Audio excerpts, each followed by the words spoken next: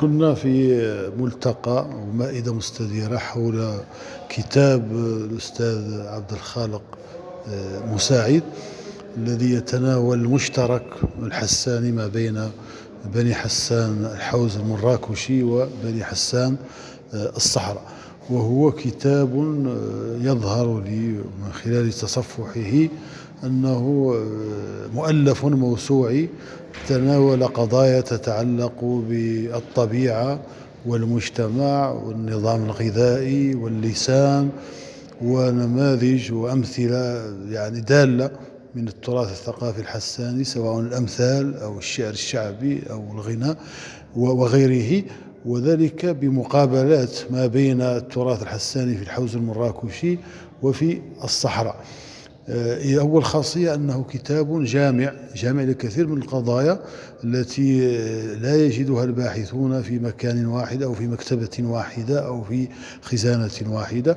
ثانيا، كتاب يثير إشكالية بالنسبة لي مثيرة مهمة للبحث، وهو هذا الترابط وهذا التواصل الذي ظل عبر التاريخ رغم اختلاف الدول ورغم الاستعمار البرتغالي والفرنسي والإسباني ورغم التقسيم اللي أقامه الاستعمار، فظل هذا التراث الثقافي حيا.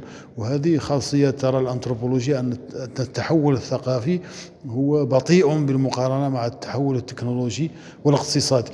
النقطة الثالثة التي يعني يشير لها هذا التأليف وهو أهمية جمع هذا التراث، أهمية تدوين هذا التراث، أهمية توثيق هذا التراث.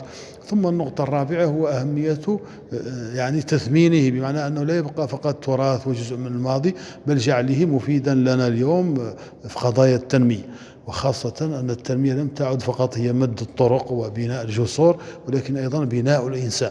ولا يمكن أن نبني الإنسان في حالة غياب تراث. هذا التراث مثلا الحساني هو الذي كان يربط الإنسان ببيئته، والذي كان يربط الأجيال الماضية بالشباب، هو الذي كان يربط الإنسان بوطنه، هو الذي يعطيه تصورات عن الكون وعن الصحة وعن المرض وعن العلاقة بالذات والعلاقة بالآخر. ولذلك فالأستاذ عبد الخالق مساعد قدم عملا أراه يفتح مسالك للبحث بالنسبة للدارسين، سواء الجامعيين أو الهواة إلى غير ذلك. وأرجو أخيرا أن لا يكون هذا آخر عمل له، بل أن يعطيه الله من اليسر ومن الصحة لكي يفرع هذا البحث ويرده إلى مباحث وإلى كتب ستكون موسوعة هامة جدا في ظل هذا الفراغ الحاصل في تراث هذه المجموعة الحسانية التي تربطنا بإفريقيا الغربية كلها.